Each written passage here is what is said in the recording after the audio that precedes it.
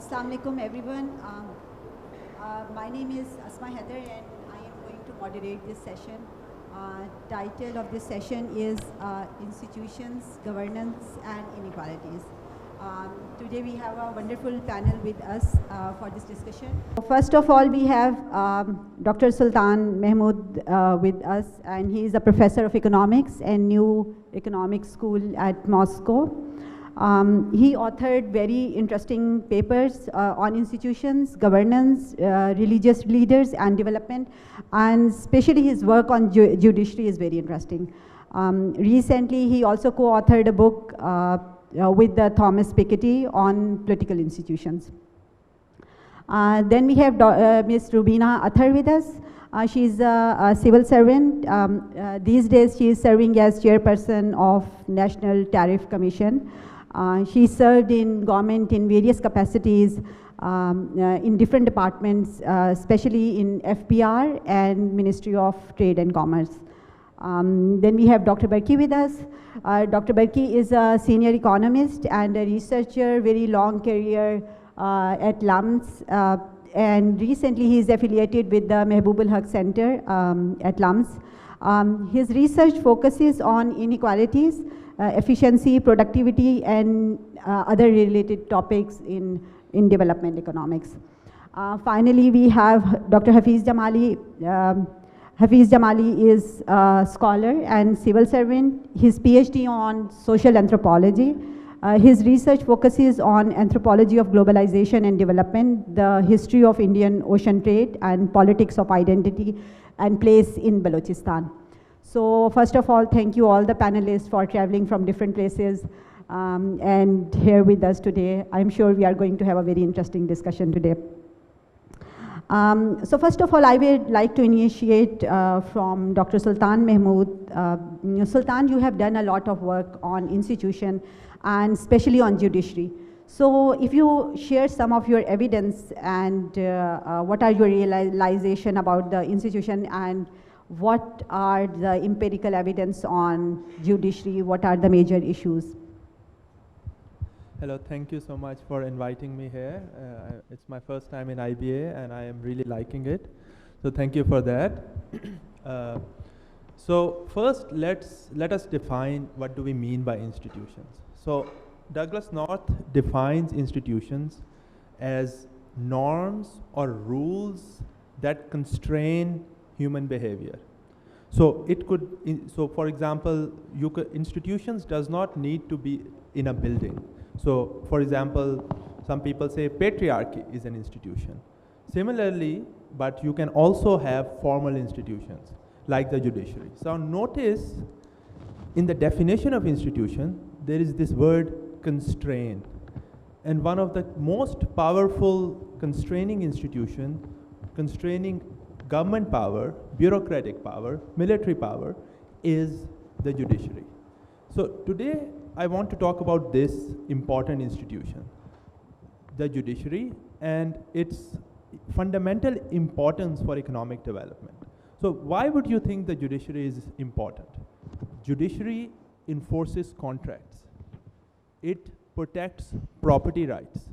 It is essential for people to invest if they feel secure that there will be investment and their property will be protected. And even more than that, something which has missed the scholarship of scholars and something which I want to work on is the importance of political rights and judiciary protecting political rights of citizens and its effect on economic development.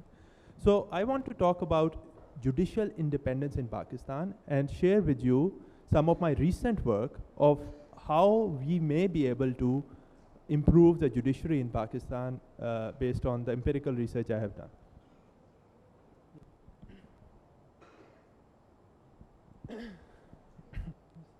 So yeah, next slide. Yes, so first of all, what do we mean when we say independence of the judiciary? Now, in the classical sense, the independence of judiciary was formalized by the French philosopher and economist Montesquieu. When in his famous magnum opus, in his book, he argued in the Esprit des Lois that there can be no liberty if the power of the judging is not separated from the legislative, the parliament, or the executive power, like the government. So what, in the classical sense, independence of judiciary means independence of judiciary from the influence of the government and the parliament. But then this immediately makes us think, but okay, then who will judge the judges? Now, Montesquieu had an answer to that, and we will discuss in detail maybe in the discussion what does he mean by that. But in the shortest possible way, what he argued was that brevity of tenure will ensure that who will judge the judges, meaning that the judges will stay on for very, very short period of time. Now, also, since this talk is about development and critiques, before I go into the critiques, I think it is important for us to recognize the great strides Pakistan judiciary has made and the positive effects before we go into this. So there has been so much influence of the judiciary in the positive side, where we, for example, know the Al-Jihad trust case. So in 1996 PLD judgment, Al-Jihad trust case really solidified the independence of judiciary for the first time in Pakistan, where it made the opinion of Chief Justice of Pakistan binding on the president. Before, the president could arbitrarily select whoever he or she wanted. But then you had Chief Justice, when he recommended the president, it was made binding. Now, of course, this had its own set of problems. So you were giving one person, the Chief Justice, absolute authority to appoint judges. So then in the 18th Amendment, many people don't realize it. It's not just about decentralization. The 18th Amendment had a crucial clause, Article 175A, which changed the selection procedure of the judges. And it basically gave the power of appointment from the Chief Justice to a more deliberative process to senior most judges in the form of judicial commission. This also is an improvement in the quality of judicial decisions and judicial independence. Now, some people argue that, okay, Al-Jihad trust case had a large effect, but this reform had no effect. But in my new recent work, I show that even this 18th Amendment really impacted judicial independence. So for example, in this is a graph for my paper which shows the fraction of pro-government rulings analyzing 8,500 cases from the high courts. And what we see is that after the 18th Amendment, you have a sharp and sudden fall in pro-government rulings, suggesting that the judiciary became more independent. So like I say, there is a lot of improvement, the Al-Jihad trust case, the 18th Amendment, but there is long way to go. And I think one of the key issues is this allocation of real estate to judges in an arbitrary manner. So when judges get plots from the government, sometimes too, without any transparency, I will show you that the rulings in favor of the government increase, the case delay and the backlogs increase, and in the classic sense, the Montesquieuan separation of power is subverted and justice is denied. And this is not, I'm just saying it, everybody says it, but again, looking at 8,500 judicial cases, we can check it. The next slide. So here is a graph from another one of my papers, which looks at ruling in favor of the government among judges who got houses, plots, and those who did not. And what we see is ruling in favor of the government when the government is the federal government greatly increases when the judges get plots. Judges who got the plots are about 22% more likely to rule in favor of the government relative to those who did not. And the largest effect is in cases involving the Prime Minister and a federal cabinet. So notice this plot thing which was formalized by General Musharraf, and it was called the Prime Minister Assistance Package. So the Prime Minister is the key person who basically signs off the allocation. So he and his cabinet gains the most from it. So, and it's not just judicial independence and pro-government rulings, the quality of judicial decision also falls. So I won't bore you what this means, but what this table is basically saying that the plots are not only just increasing pro-government rulings, it's decreasing decisions which are given on merits of a case, on evidence and legal backing. And it increases, plots increases rulings on technicalities and legal lacunas. So it's not just, so judicial independence and decision quality is in a way other side of the same coin. So I will discuss some what we can do and the issue of judicial activism maybe in the discussion, if that's better. Yeah, so we will have another round. So thank you very much, Sultan, for very interesting empirical results, and you have discussed about the judiciary. So now moving toward Rubina, because you have spent a lot of time in the government and you understand that how policies are formed, the governance structure in our public sector institution. So can you enlighten us about the practical side of this, how much institutions are independent in Pakistan? For instance, you have spent significant time at FPR. So what is your, and now at Tariff Commission. So what is your realization about the institution, about their independence, and yeah. So I would like to hear your comments.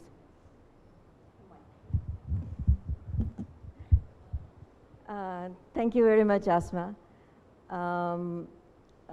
As you have explained that I have worked in government for the last 40 years, 20 years in implementing the policies, and for the last 20 years I've been involved in policy making. So here I think by institutions I would really mean the policies. So let me just briefly, before I answer your question, explain what I think, what I've learned through my experience, what are the real issues in policy making, especially in public sector. And also the context would be tax and tariff policies and trade policies, because I'm sure there are other policies which have issues. But I would like to highlight some of the issues in taxation and tariff policies. I think the first, what I have learned through my 40 years of working in these institutions is, especially in taxation policies and trade policies, there is lack of coordination between the stakeholders and the policymakers. And here businesses are the biggest stakeholders. And I've seen either in Ministry of Commerce or in FBR, the mechanism through which consultation is held with these businesses is very opaque and non-transparent. There is no formal mechanism in government to hold these consultations. There are no formal minutes recorded, there is no formal recording or anything. And mostly, and we used to laugh in the Ministry of Commerce that there are 100 big businesses, and we know all of them by face, and whenever the budget comes, they all are roaming in the corridors of Ministry of Commerce or FBR. Other than that, so the mechanism of consultation, as I said, does not allow the small businesses to show their concern or come for consultation. Neither we approach them or neither na wo hamare paas aate hain. So there is no such mechanism as such to consult those businesses. And I think another reason for not making right policies is the lack of information.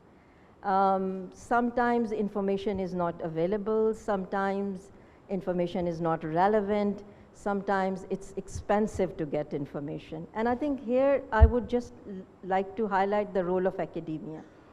Academia and like conferences like this and discussions like this do shed some light and some information. But most of the times in bureaucracy, this information is not considered. Either it's not available to them, or sometimes it's not relevant for policy making.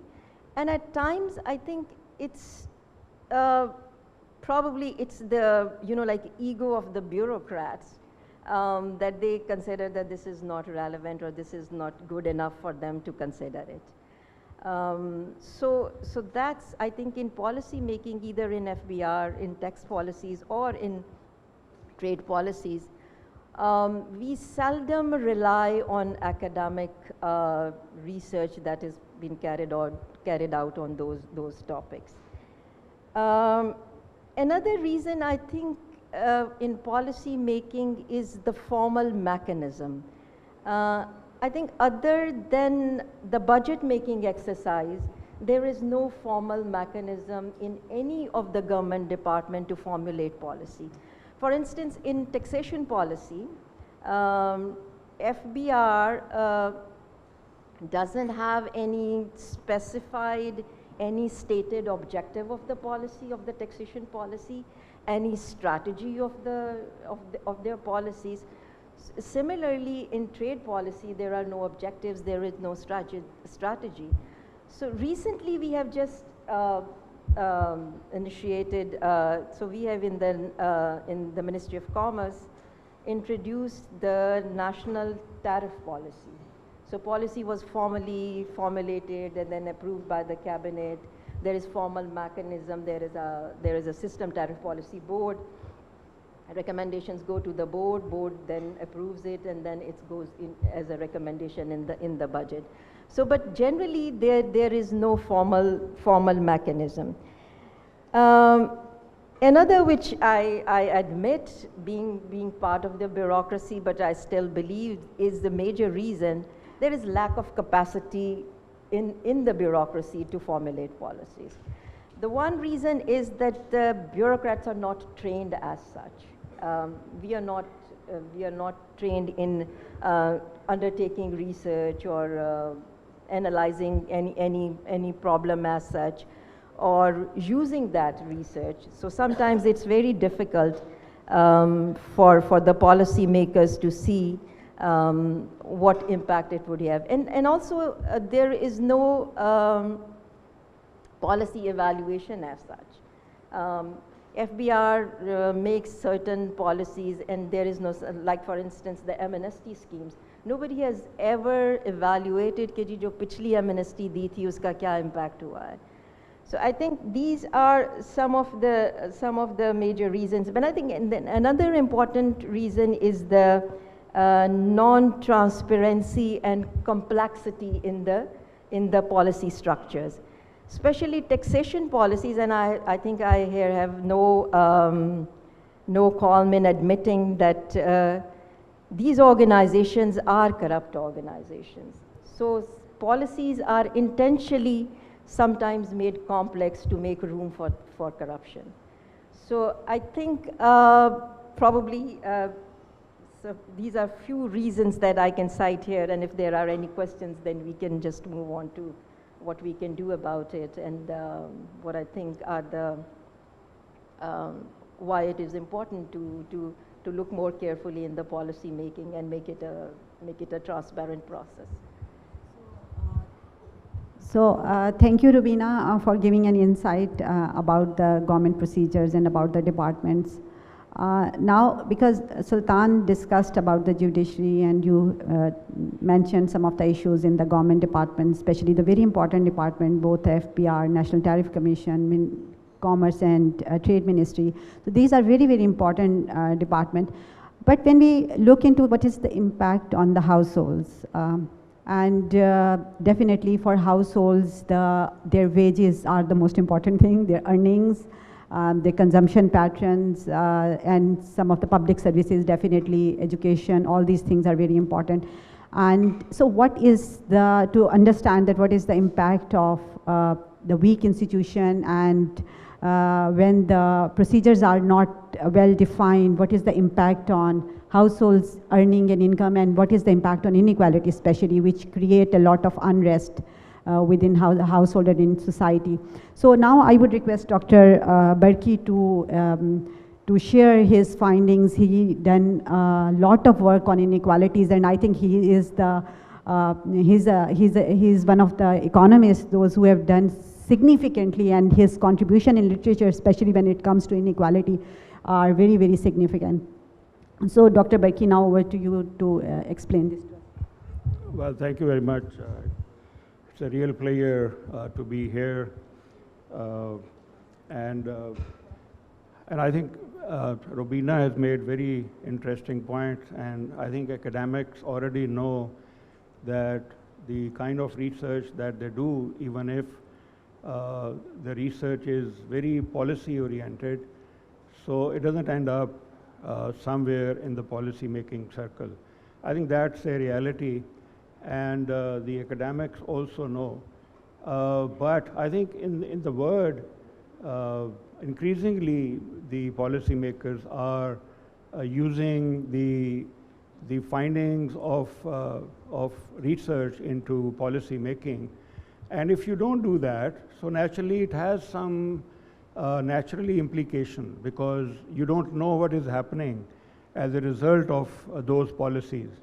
See, one of the examples that one can perhaps give is the direct implication of taxation policies on, let's say, on household, on labor force, because this is a very hot topic right now, that how the incomes are rising for different, let's say, groups in a household.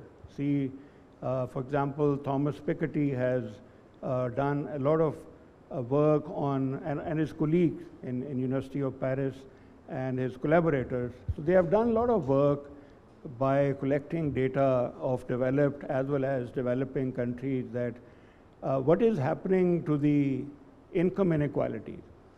See, there is also work in other countries about the policy's impact on wage inequality.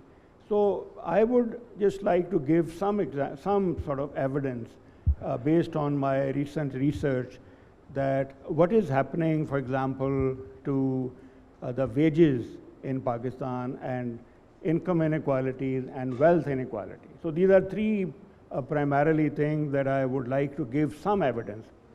See, for example, coming to the wages, so we have used data from the labor force surveys from 1991 till 2018, and based on the labor force surveys, we find that if you take conventional average measure of inequality like Gini index or Thale index, they indicate that over this like last 30 years time period, there is about 6 percentage point increase in wage inequality if you measure simply by Gini index, by taking the real wages. So there is a 6 percentage point increase. It was earlier on, I think the index was 35 in 1991, and 2018 it has gone up to 41. So there is about 6 percentage point increase. So this is the average increase in inequality. If you go into the details, if you look at the distribution of wages, so what we find is that the wages are not increasing equally for all deciles. See, and particularly like if you identify the top 1% of workers or top 5% or 10% of the workers, so we notice that their share has significantly increased over the last 30 years, whereas the share in total income of the bottom 20% has significantly gone down. Let me share some numbers that I have actually worked out. If I compare the income share of the top 1% of workers in Pakistan, it has increased by 167% in 30 years. So their share has gone up by 167%. If I take the top 5% of workers, the share has gone up by 53%. And top 10% of workers, their share relative to the share in 1991 has gone up by about 33%. Now let me go into the further details. See, because if, let's say, wages are unequal, if the shares are changing, so there is another interesting sort of relationship if you classify the labor force into college graduates and secondary school and below graduates, so if you just look at the distribution at different points, so there is a very interesting sort of result that we find out. Firstly, the wage gap between, for example, male college graduates relative to the secondary school graduates, it has increased, the wage gap has increased 16 times if you compare it with 1991. For example, if I take the real wage, in 1991, the gap between college graduates and secondary school graduates was only about 10,000 rupees. And now this gap is about 156,000 rupees. So this is the gap between the two sort of educational groups. Similar gap also exists for female, like college graduates versus non-college graduates, and their gap has increased by about 13 times. Now, then I looked at the reason that why it has happened. See, because there may be some reason that why the college graduates are earning more than the others. There are 4 important reasons that I would like to highlight, which I have noticed. The first important sort of relationship is that the payoff to the college graduates, it has increased because of the, I think, market conditions, globalization, IT revolution, e-commerce, and I think these are some of the things which have changed the structure of demand for labor in the market. See, now modern day economy needs more educated workers.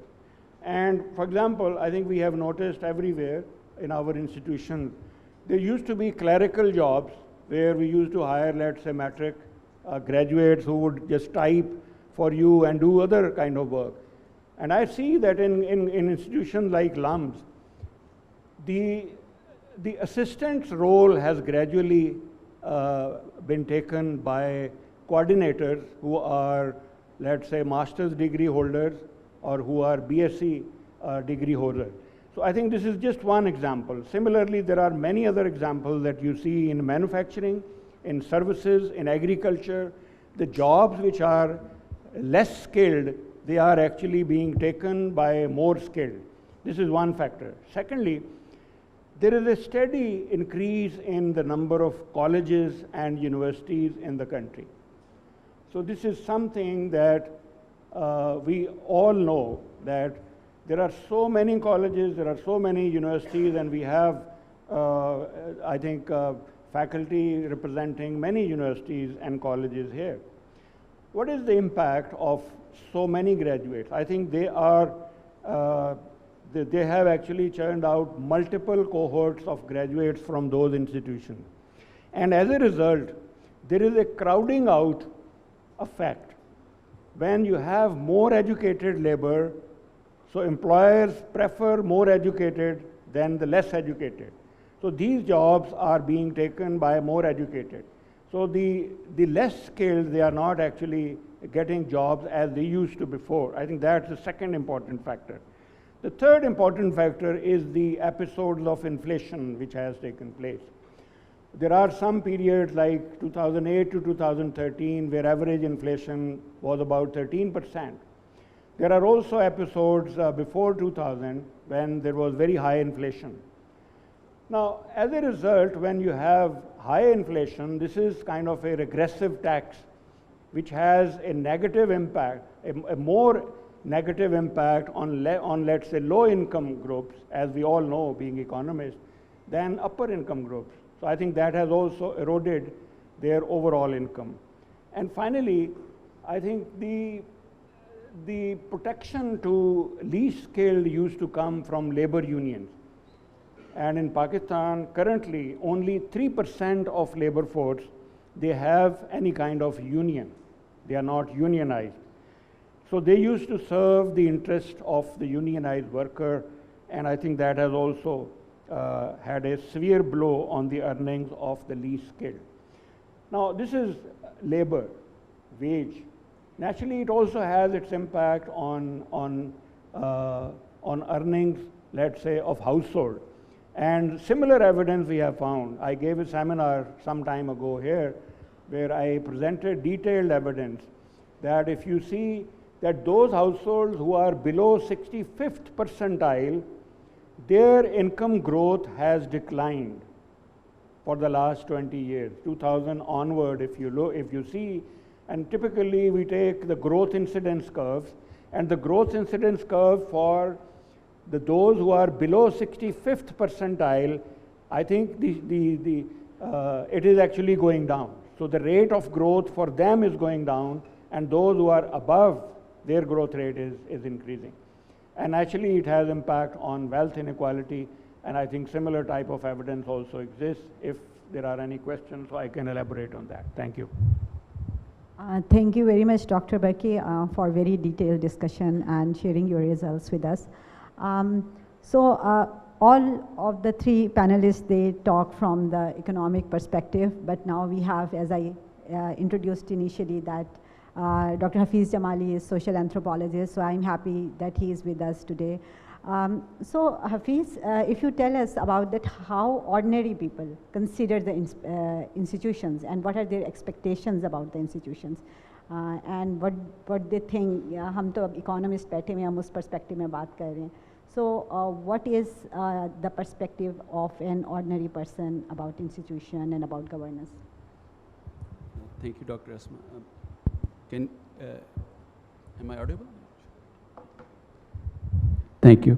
I don't have hard data and facts like my illustrious colleagues have presented. We anthropologists truck and barter in stories and encounters, and this is what Clifford Geertz has called available light. But it's important, there are two separate aspects to this question from an anthropological perspective. One is obviously what is the experience of ordinary Pakistanis or elsewhere in South Asia and the global South. But another way, which we call studying up, is to interrogate the way in which certain terms, be it development, governance, institutions, are used by the sort of the more enlightened segments of the elites. And if we look at this, the trajectory of these two terms, governance and institutions, we realize that they are being used in a very restrictive sense.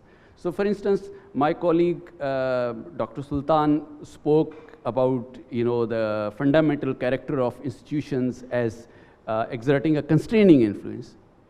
But that's just from a neo-classical economics perspective.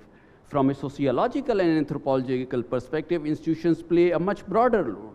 Institutions like marriage, family, patriarchy you mentioned, they reproduce the social order. So we need to look at these things in their totality of relations. Now if we come to the specific issue of the way these two terms are used, we find that there were an odd dozen books and articles before 1990s which talked about governance, but certainly after the 1990s there's a proliferation of the books and articles, and I just ran a literature search. So since 1990 about governance in Pakistan, 55 full-length books, 250 peer-reviewed articles, and more than 1,000 essays, reports, and book chapters have been written. So it is obvious in some sense that our multilateral donor agencies in the post-Soviet moment, post-Berlin Wall moment, came up with this idea, or at least floated this idea, that the reason for much of the global South not attaining development is the weaknesses in governance and institutions.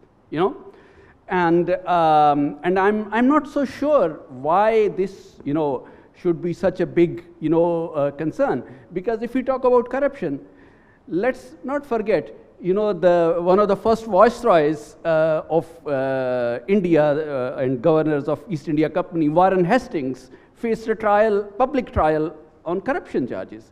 Our first assembly debates in Pakistan, they were about corruption, कि मुल्क में corruption नहीं होनी चाहिए, और आज भी हम उस पर बात कर रहे हैं. और and if you look at the performance of countries like Bangladesh, Vietnam, they're pretty corrupt countries, and yet they are doing, you know, reasonably well, at least better than us in some respects, you know. So in a way, I think we need to look at what we call the administrative and political processes and see what is the underlying politics behind it.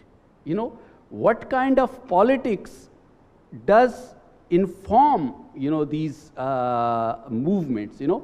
So that's sort of, and we can, you know, speak more, you know, in the later parts, but that's sort of my, you know. Okay, thank you very much, Hafiz, for giving us a different perspective. So before I open the floor for discussion, I would like to ask a few more questions from the panelists.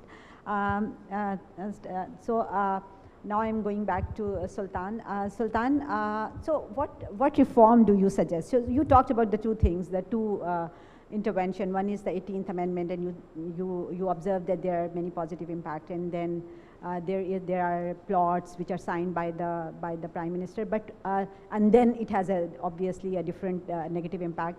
So what in your opinion and in your research, what do you suggest for reform in judiciary particularly?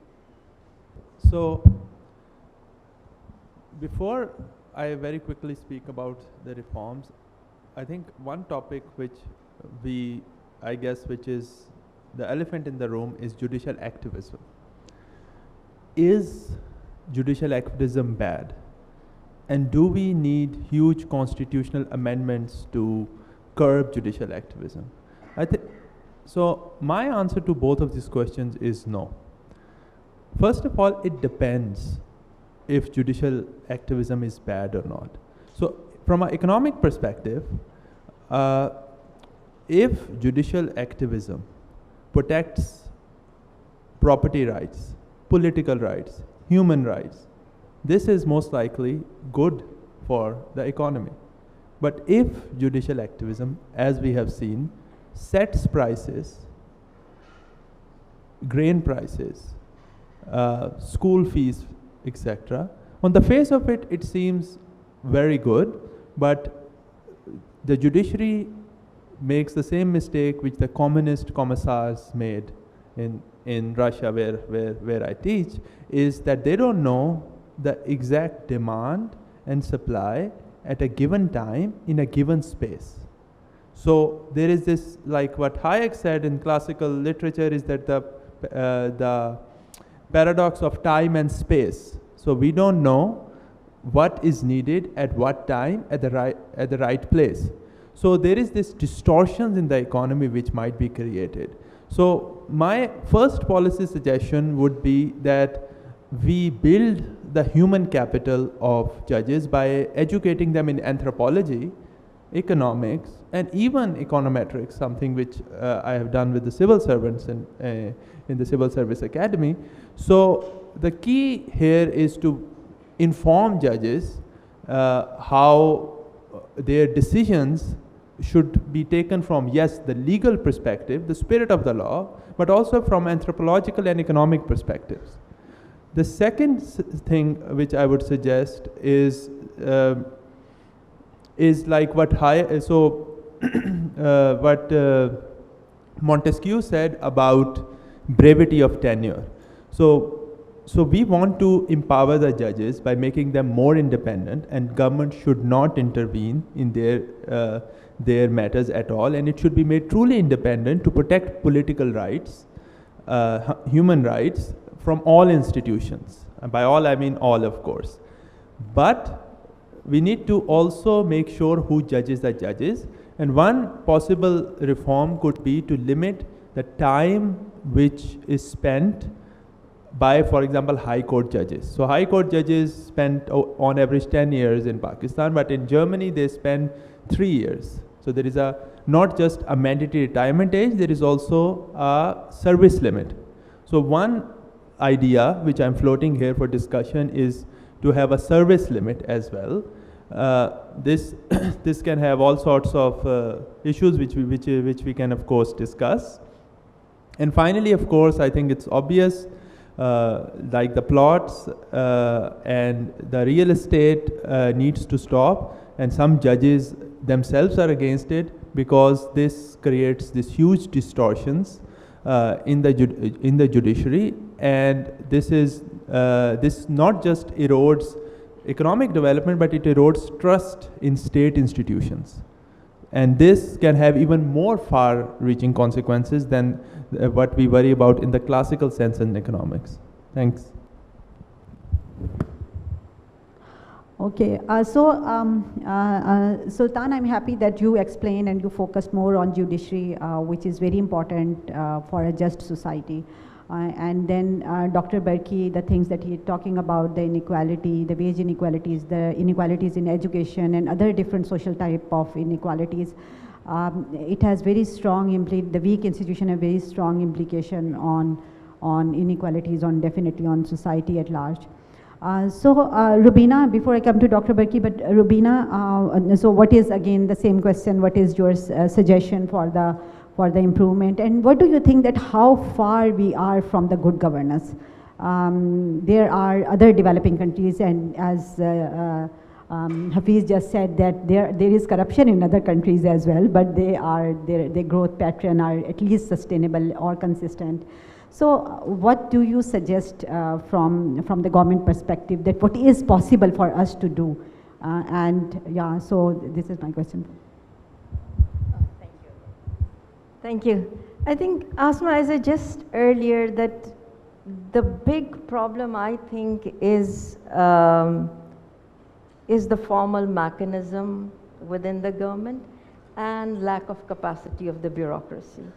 So I think my recommendation or suggestion would be first to civil services reform. And we've been hearing this for a very long time now, how to reform the civil services.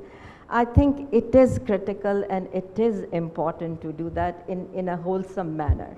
Not just right qualified person for the right job, but also over the time to increase the capacity of the. So right now, if you look at a person qualified in, let's say, English literature or history, and worked in district administration for a few years and somewhere else, is right now heading the Ministry of Commerce. So what do you expect from that person? So I think this civil services reform is the foremost. Another, just I mentioned, formal policy making. As I said, other than budget, there is no formal policy making in the government. So be it trade policy, taxation policy, industrial policy, whatever policy, there should be at least transparent, well-stated objectives, mechanism, strategies, which everybody know that what it is and where we are leading, and especially, I think somebody mentioned here, and especially the evaluation of those policies. So once you have implemented certain policy, what is the outcome or the result of that policy? I think another important thing, as I mentioned earlier, was the availability of information and evidence. So as I said, it's through academia or other sources, this information is right now not available as such to the policymakers. Sometimes, and this is through my personal experience that I'm telling, there are budget constraints. For instance, while we were doing some investigation in the anti-dumping investigation, we needed some information, and I asked my people to subscribe to certain journals or websites like Metropolitan, so London Bulletin, or all these things. And they told me that, madam, there is no budget for it. So we obviously had to do it without all that information. So I think information is critical also for right kind of policy making. And lastly, I would suggest, and this is what I have seen especially in FBR, and this is also to handle the corruption element, and that is use of technology.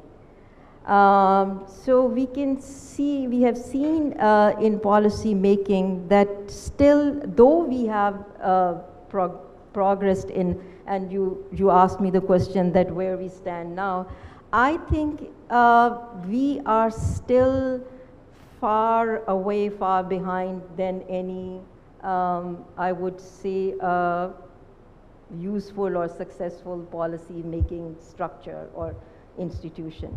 And I think technology in that plays a critical role, not just in addressing other issues, but also addressing corruption. And I think he's right in saying that there are countries like Bangladesh, Vietnam, and even China, where there is corruption. So the corruption is not just the one reason, but as said, it's actually transparent mechanisms and capacity of the bureaucracy, which actually matters more than anything else. I think there may be many other, but we can, if there is time and there are questions, we can answer that. इस panel में मुझे सबसे ज़्यादा खुशी इस बात की हो रही है कि सिविल सर्वेंट ने इतना एम्फसाइज किया है एकेडेमिया को, तो thank you very much for this.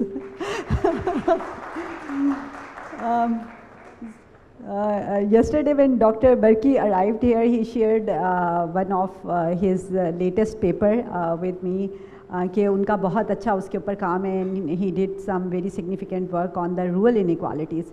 So I would not like to miss this chance that he is with us. So now, Dr. Barki, please tell us what is your latest work on the rural inequalities and how you explain it in context of productivity. Well, thank you. I think the rural side of the economy is also equally, I think, presenting equal sort of inequality in different, there are different dimensions to it. See, I can just highlight maybe 2 or 3 here. See, for example, I'm talking about hardcore research on total factor productivity, using, for example, about panel data of about 7 rounds of Punjab, where I was surprised to see that when I calculated productivity, so then, and this is a World Bank study that I just finished, they asked me to just classify all the sample into 3 groups, make 3 terciles, and call them medium, small, medium, large, and small. And I was surprised to see that the TFP levels of the small farms was so low than the medium and large farm. And how low it was, I can just tell you the magnitude. The large farms, and I'm talking about pure data that is collected by the Punjab government agriculture department of wheat, rice, sugarcane, and cotton farm. So these are 4 types of farms, and they're separate data and separate models were estimated. And I found out that TFP level of the large farms in the wheat sector is 12 times more than the small farm. And it is 4 times more than the medium farm. And similar magnitude for rice, for sugarcane, and for cotton farm, where the large farms productivity is about 9 times to 12 times more. So that's one interesting finding, which actually indicates, this is very important because here when I say small farm, so it was, let's say, 6 acres and less. So below 6 acres is small, then 7 to 16 acres is medium, and more than 17 acres is large, where average size was about 33 acres. That's one side of the picture. Now, if you also look at the data of regions, I also had sort of data, regional level, district level data. We took 90 districts, just trying to see that which district is doing well. And I found out that it's not the land quality or environment of a region which actually determines that which region is most productive. Some interesting finding. In Punjab, Rahim Yar Khan district is number 1 in terms of total factor productivity for the last 13 years consecutively. There is no other district which competes with that. Before that, Faisalabad district for about 5 years it was number 1. See, and then randomly there were some other districts. Similarly, in KPK, I have not visited that area. I found out that Charsadda district is the best district in the whole of the KPK region. And similarly, there are also others. So what does that indicate? It indicates that it's basically the management practices, the progressive farmers in those areas. That is perhaps the main factor which actually distinguishes the good performing and bad performing farmers. So I think this, when I say that 60% farms which are small and medium, they are not doing well, so that is bound to create inequality, because consistently, if TFP of the large farms is higher, let's say for the last 30 years, so the gap between the two is going to increase more and more. So I think these are some of the things. I can elaborate that maybe in question answer session. So before we open the floor, so last question from Hafiz Jamali. As Rubina already mentioned about that, when the policies are formed, there is the main constraint is lack of information, and the data is usually not available. And same is, I think, with the case of the mega projects. When the mega projects are conceived and they are designed, hardly the complete information is available. और अगर हम लोग अभी recently social media पे भी देखें, otherwise we are aware that there is lot of unrest in many part of the country, and especially in Gwadar. When the mega project are conceived like CPAC, how much the indigenous communities are involved while designing that product, it's a big question mark. और जब वो indigenous communities शायद involve नहीं उस तरह से होती तो डेफिनेटली उसका इम्पैक्ट होता है. इसके ऊपर बहुत डिटेल में हफीज़ ने काम किया है, सो आई वुड रिक्वेस्ट हफीज़ के share this work with us. Thank you. Sort of before taking up this specific question of Gwadar, I just want to make some observation कि जी जैसे जुडिशरी के बारे में जो हमारे कॉलीग्स ने कहा, देखिए अगर पाकिस्तान की जुडिशल एक्टिविज़म देखें तो it is not following the Montesquieuan model जहाँ of separation between judiciary and executive. What spark the activism of judiciary Pakistan, जो जस्टिस इफ्तिखार चौधरी जो चौधरी कोर्ट था, basically Chaudhry court converted the courtroom into a कचहरी.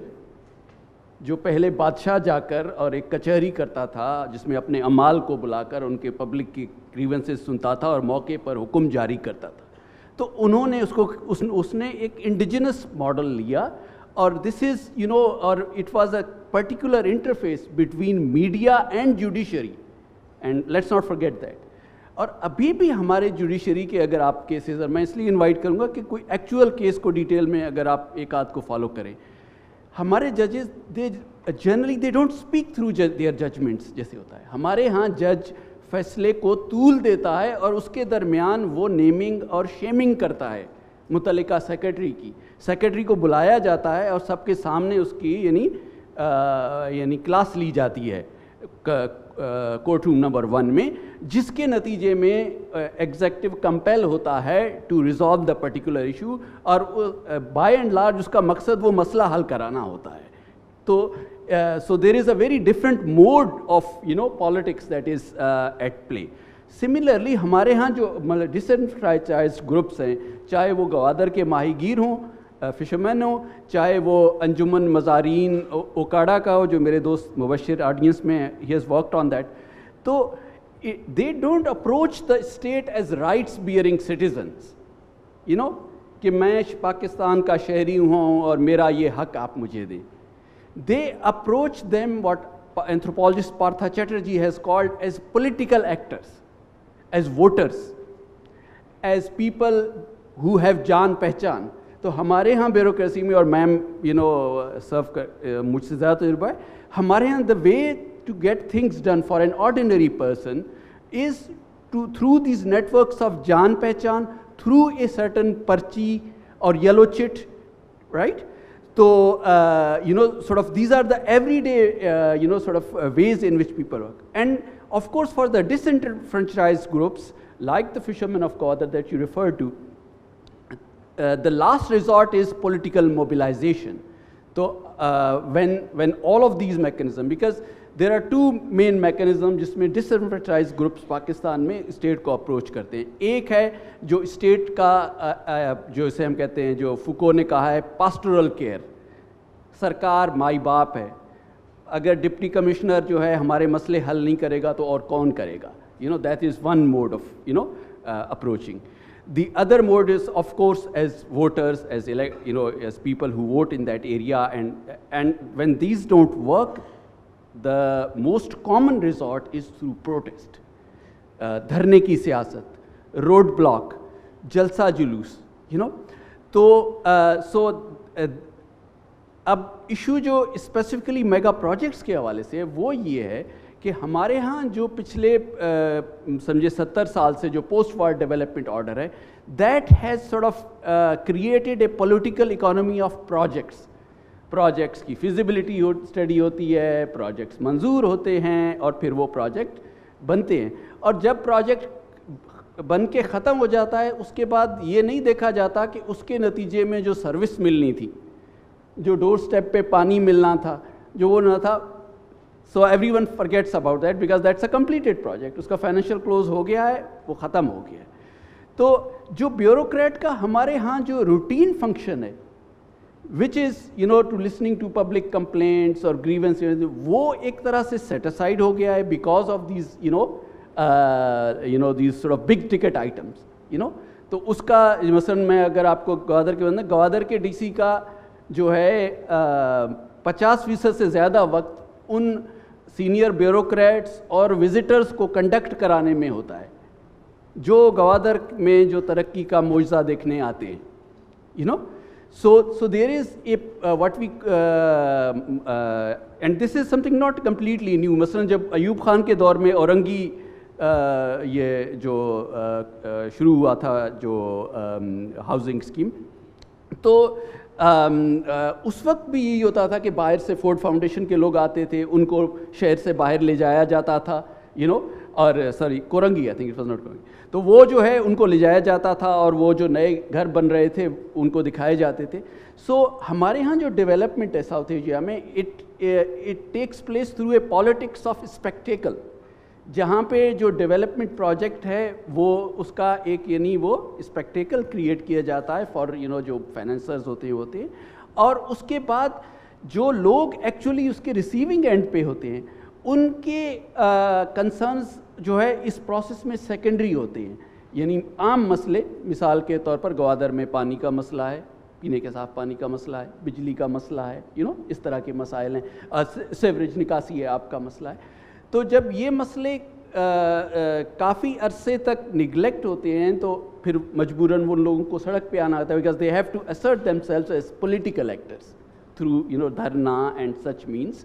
और फिर सरकार उसका नोटिस लेती है, फिर अदालत भी उसका नोटिस लेती है, और फिर जो है ना वो वज़ीर आज़म भी उसका नोटिस लेते हैं, और फिर उसके लिए कोई हल निकाला जाता है.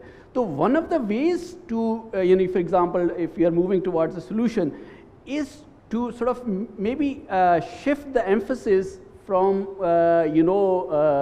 project to what we call service, और also for the government में भी कि जी ब्यूरोक्रेट्स के जो है वो रूटीन के काम भी होते हैं, उन्होंने सिर्फ आपके जो स्कीमों का इफ्तिताह नहीं करना होता. ऑफ कोर्स कुछ हद तक वो भी ज़रूरी है, we need infrastructure projects to a certain degree, but more than that कि जी जो लोगों के डे टू डे कंसर्न्स हैं, जो एवरी डे कंसर्न्स हैं, they require perhaps greater attention and they have been forgotten in this sort of spectacle of development projects.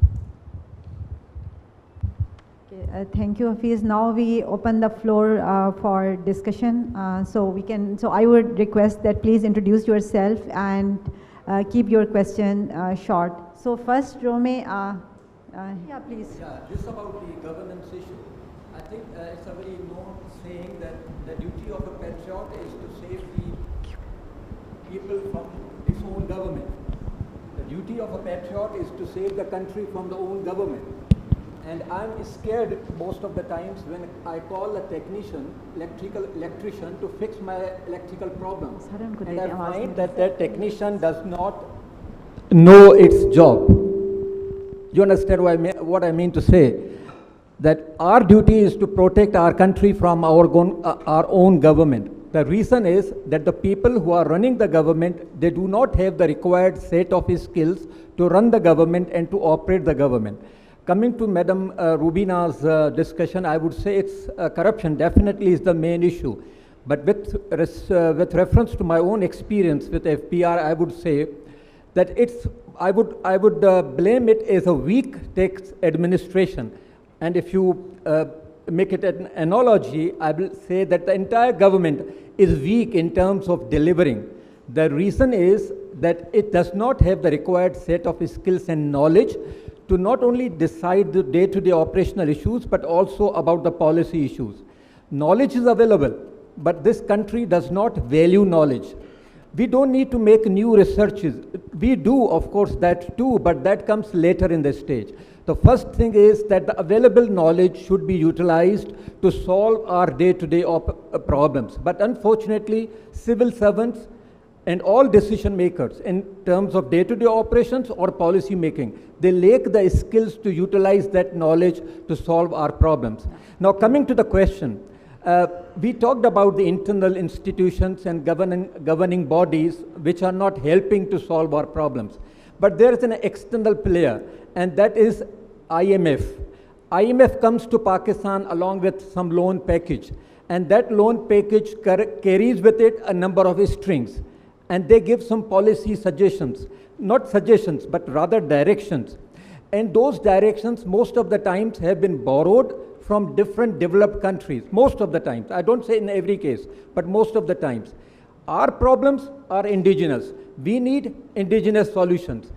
Please, I would request, please keep your question short. Yeah, so my question here is that how our state or country or the government can tackle this issue when a recipe is coming from overseas, and it's a common saying in taxation that one size does not fit all. If that's the case, how can we deal with the IMF? Thank you.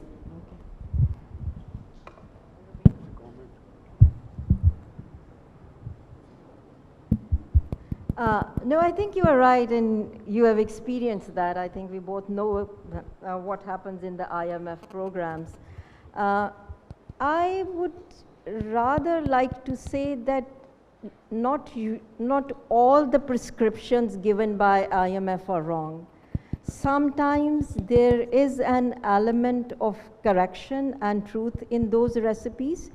But mostly, yes, I agree with you that they put extra pressure on the government. For instance, about FBR, I can frankly say, right now we are working on the tariff policy.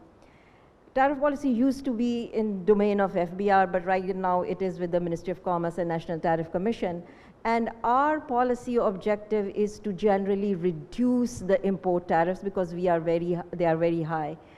Now, whenever we have discussion with FBR, FBR says, no, we have this target. IMF has given us this target. We can't do anything. So I think this is the kind of dilemma within the government structures also, within the different departments also. Like for FBR, the critical is the revenue target. And all their policies, all their administration and everything is focused towards meeting those revenue targets. Whereas I think the objective of tax policy is totally different. As Barki Saab has said, so nobody evaluates, nobody sees what impact it has on the economy and what their objective is. So if the objective is only revenue target, so many other objectives then become sidelines. And I think this is the problem with IMF or World Bank policies, that they compel the departments or the organizations to sideline their other objectives and only look at one thing. So it's in a sense is myopic, and in a sense takes you away from your real objective. Yes. Okay. Yeah, thoda piche ka. My name is, can you hear me, everybody?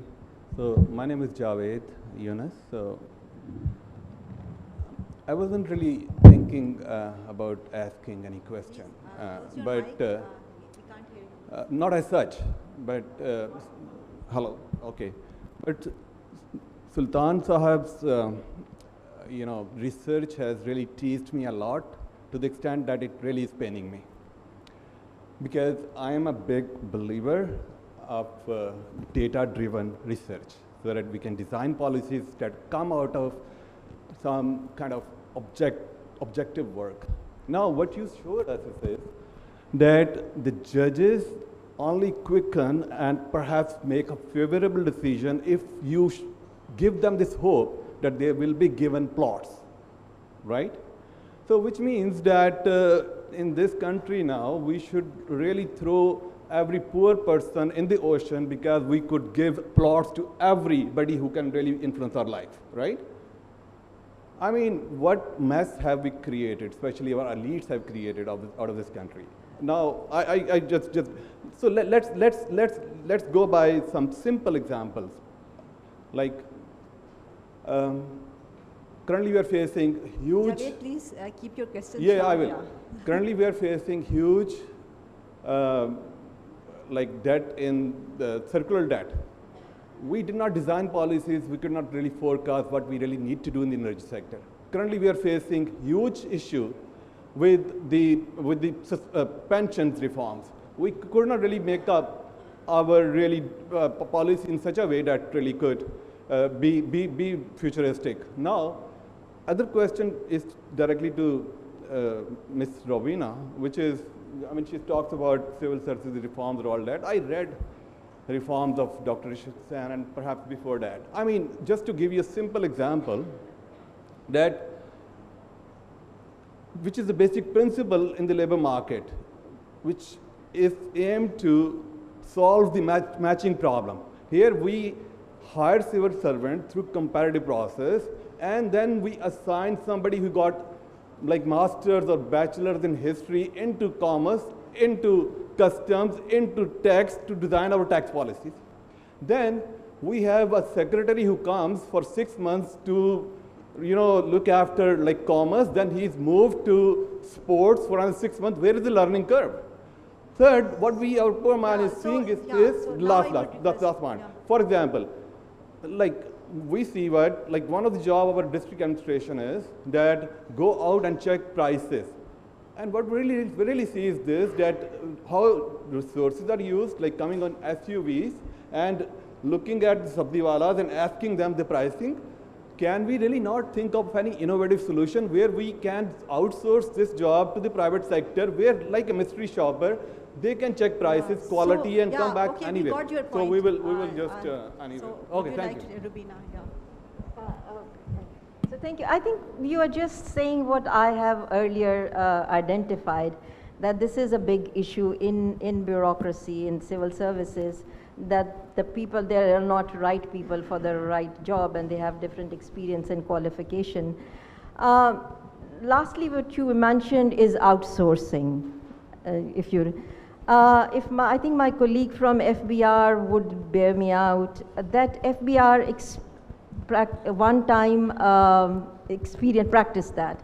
For audit, FBR outsourced it rather than doing it themselves. They outsourced it to the chartered accountant firms. And let me tell you, the result was the same. In fact, the element of corruption that we were expecting in our own auditors was exactly the same in the private chartered accountant firms. So sometimes, that's what I said, it's very difficult to actually formulate policies and implement policies. And it is through trial and error that organizations learn how to practice or to formulate the policies. Assalamu alaikum, Mohammad Haris Mohsin from Punjab University ji. I'll be as brief as possible. My question is that another institution which can be declared as an institution that is the free media, or the media as we can say it, how would the panel suggest or devise a policy that the media, which has half of it is politicized in the favor of the government, and another part is in the favor of the opposition, should work for the people or the betterment of the society, and the one other side of is the censorship on the media, and how should it be removed?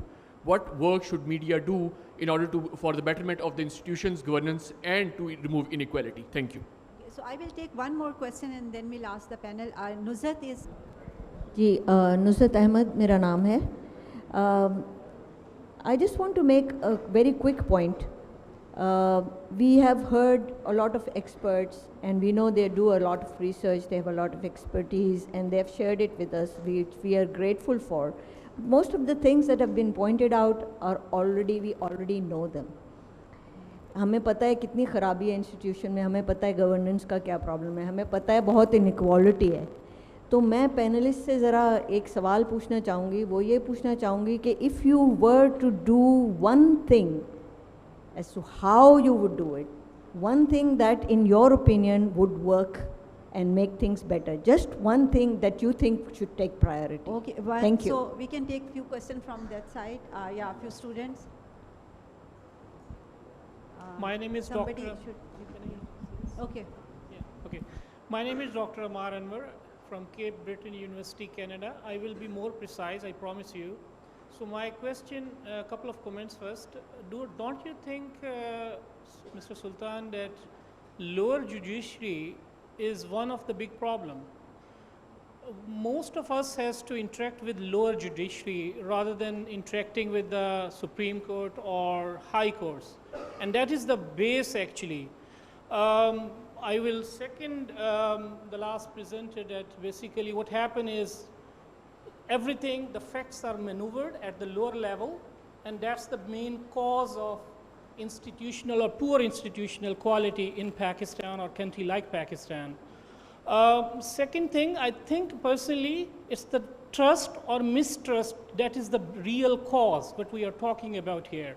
Like when I pay the taxes in Canada, I'm sure that the Canadian government is providing me everything what I need or maximum what I need. When I pay here, I don't trust my government. And don't you think this is the real cause? And the last point is my question is for Mr. Berkey. He mentioned, and I totally agree that trade union is one reason for inequality. But don't you think, in fact, that other than, just a second, sir. Other than trade unions, I would request please keep your question. Last question, it's only 1 second. Don't you think it's the government officials, like the top level bureaucrats, they are corrupt and they are causing, consumption inequality rather than the clerical work, and maybe a potential area of research based on, I don't know if the Pakistani PSL data is going to provide in depth that who is going to, what is the status of that particular person, just for in thoughts or my comments. Thank you. Yeah, so we will start from the media question. I think that's an excellent question, but look, media, this idea of media acting as a watchdog, as speaking truth to power, right? That you are asking, that's an ideal, that's what it is. In practice, even in developing countries, in the industrialized West, every media channel has its own slant on issues. So this is a broader characteristic of the media. We want the media to act as a mirror to society, but in reality, it is a distorted mirror, So the light refracts, and, the reflection is not, the same. Part of the reason is not just the fact that different groups, own media houses or they influence media houses, but it's also that we actually don't have a consensus in Pakistan on, sort of a code of conduct for, the media. We do have an institution, which is PEMRA, but it actually has sort of failed to live up to its mandate, and And partly, you know, this would require more than PEMRA. So it would require active involvement of the mainstream political parties, the owners of media houses, the representatives of the journalists, to sit on the table and devise a consensus, a minimal consensus, you know, for a code of conduct for the media, because otherwise the general tendency of the media is to highlight issues which increase their ratings. That's what drives their revenue stream.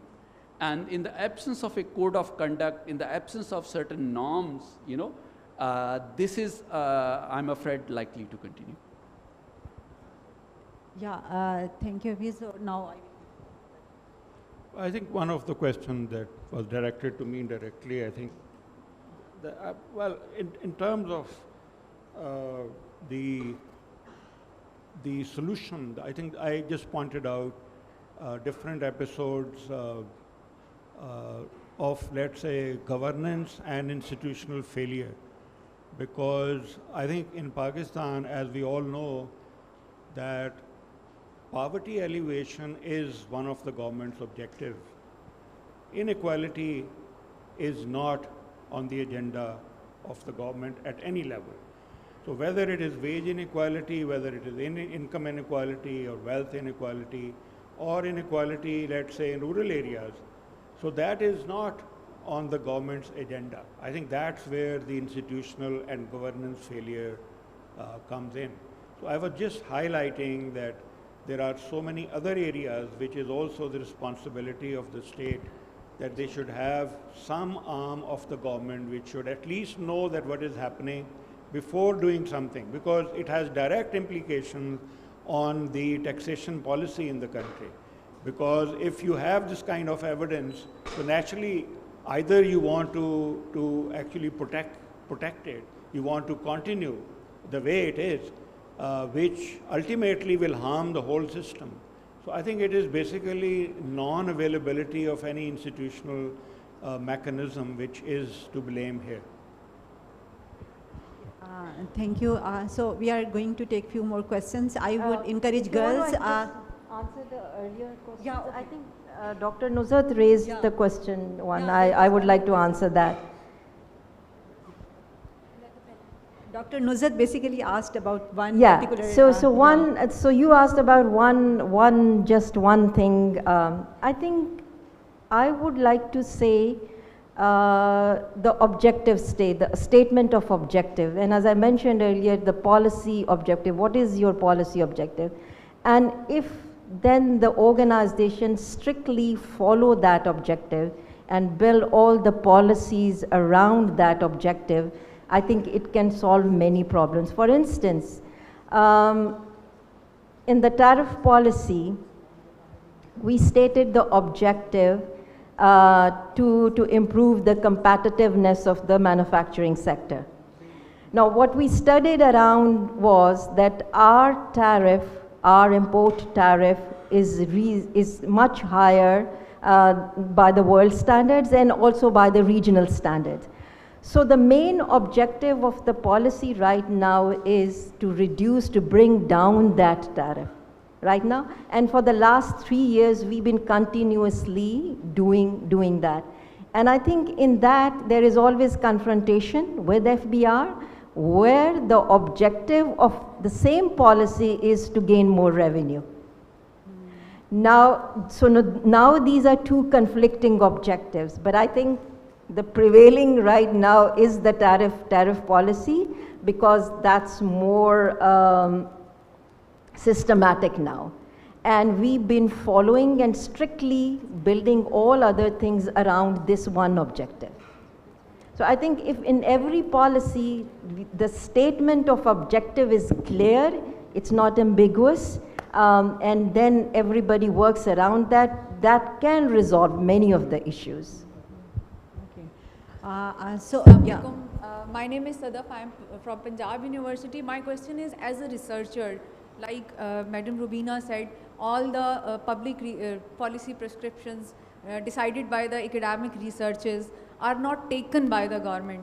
then why we are consuming our time, why we are consuming our capabilities, if all things are going to waste?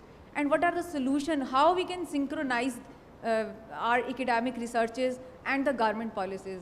It's Very really good question. heartbreaking for Yeah, me. very if it good is- question. And any other? Can I? I would answer? encourage the girls if, yeah, please go ahead. Yeah. Okay, please go ahead. Thank you so much. My name is Amanullah. I am from Sakhar IBA. My question is from Dr. Hafiz. Sir, I really appreciate you mentioned the practices of the government officials, that they are busy hosting other people and they are not focusing on the main thing and the main issues of local people. So my question is, as majority of us are as students, and as ma'am also mentioned that our research is not being used there, what practically we can do is a student body, like हम उनके पास जाके can we उन्हें समझा सकते हैं कि your main work is not hosting people या लोगों की शादियों में जाना नहीं है जबकि लोग वहाँ पे people are burning tires, या what as a student we can do to educate them, our officials. Thank you. One more question. If there are no students, then I would request to ask from Shabib. Any student? आप student हैं? The last row, वो last row में बैठे हैं.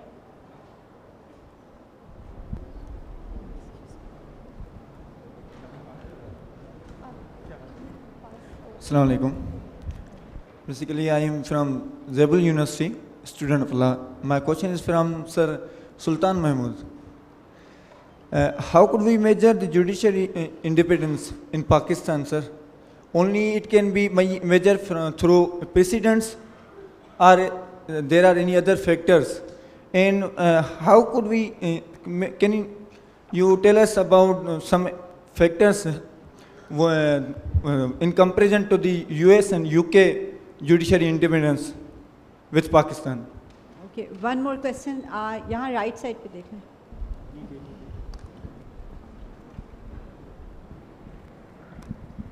Assalamu alaikum everyone.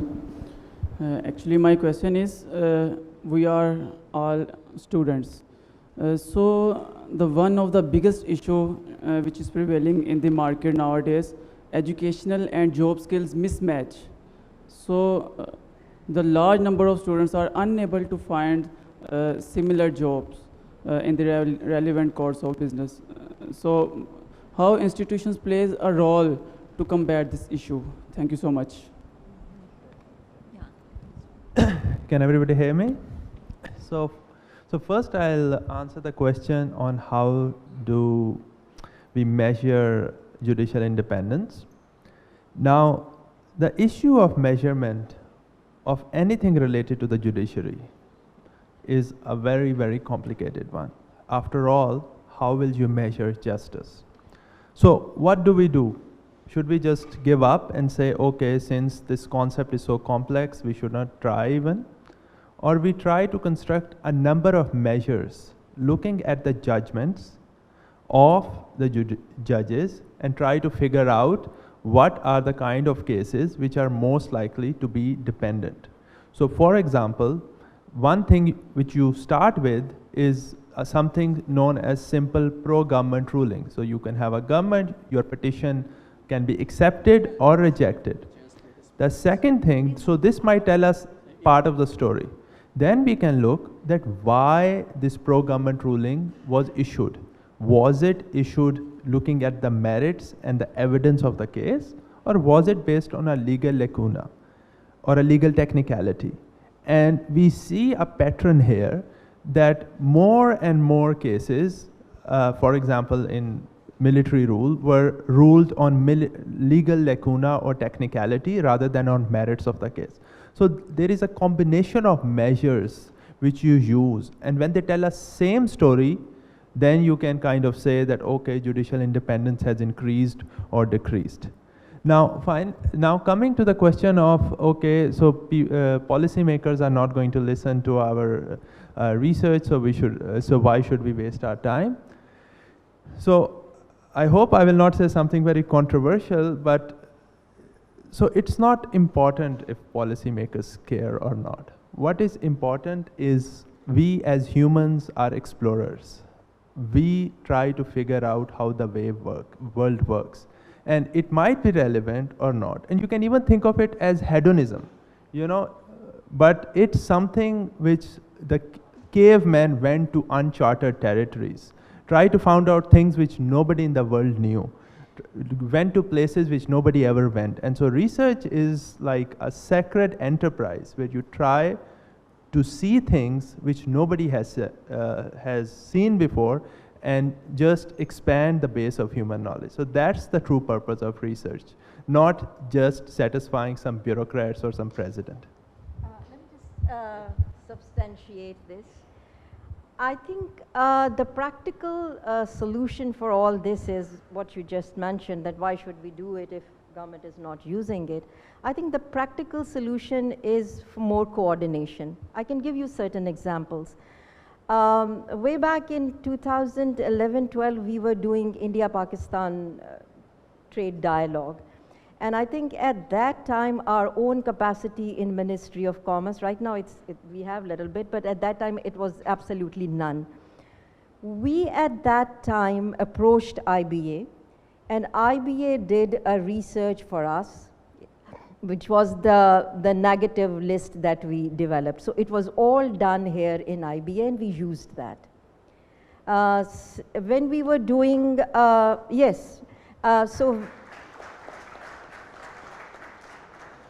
we were doing the second phase of China FTA. We were doing Turkey FTA, Thailand FTA. At that point, we approached PIDE, and PIDE did a research for us, and we literally used that research in our dialogue and in our negotiations. So it's not that the research, the kind of the policy-oriented research is totally useless, and the government, certain organization do not use it. But I think I would emphasize here is more coordination. So I think statement that yes, we need this, and then the prescription comes is more useful, rather than you been doing something what you think is important, but not important for me. So more coordination, and right now in NTC, we are developing this more coordination. We have been working with PIDE, with SDPI, with NAST. So we've been trying to actually make some headway in that. Thank you. With you. Responding, sort of the same question and in a different way as one of the participants are. We have to understand how the linkage between academia, that is research produced by the academia, and the public policy process works. So those of you who are familiar with the sort of the standard model of the public policy cycle would know that there are different steps in the policy cycle, and whether it is at the stage of agenda setting, before something goes up, so you influence the agenda, whatever you write or publish, it influences the agenda. When something is even when something is being evaluated, when a policy which has already been formulated is being evaluated or implemented, even at that stage, what you have produced, as a researcher may become part of it. Now, it can become part of the policy debate or the policy process in many ways. It can become directly part of the policy process. So for instance, we have, Dr. Asma, who has, served in the Planning Commission, right? If I'm not mistaken, right? So, you have an example right in front of you who has been a member of Planning Commission and gave direct input, into the policy process. But more often it becomes part of the policy process indirectly through the construction of the policy debate or discourse. For instance, right now, the conversation that we are having, this is something you may not see it right now, because it may appear too, distant to you, but some of this conversation is likely to become part of the policy. So, I mean, if I could give a very small example from my own experience, when I was doing my fieldwork in Gwadar, one of the things that I realized was that Gwadar is unlike how it is portrayed it's actually it's a rather ancient city. It has been under Portuguese occupation, Omani occupation, so it's a very mixed city. And the older heritage in the old town of Gwadar, was decaying because nobody was, worried about it. Everybody was about this shiny new Gwadar that was developing. So at that point, at that time, some people, some of the local people, and civil society activists, and myself, we said, why shouldn't we do something about this? This heritage, of Gwadar. And then we drafted an application, and it was, addressed to the chief minister, and didn't go there. Subsequently, the colleague of mine who is from the civil society from Gwadar, he actually organized a seminar. They hold the annual Gwadar Book Festival, and that year's theme they dedicated to the heritage of Gwadar. And the chief minister showed up, and then the Sapasnama was presented, and he was informed of this. And then again it went through the usual.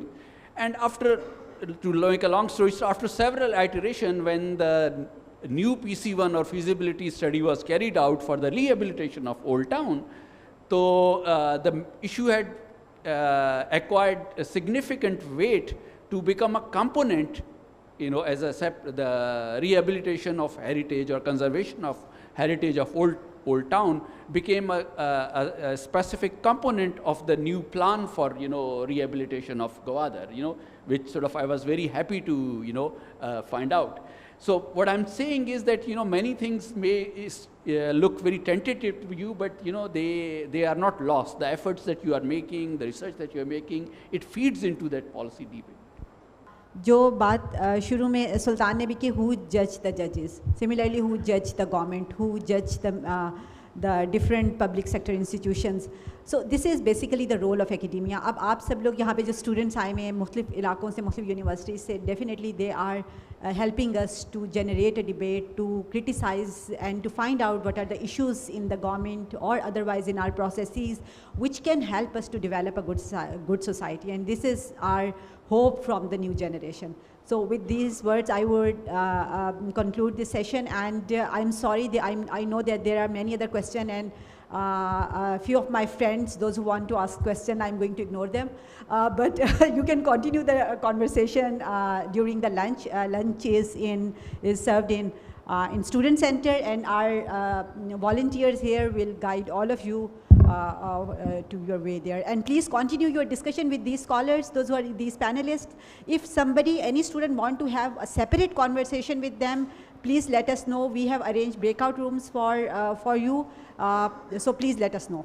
Thank you very much. Thank you.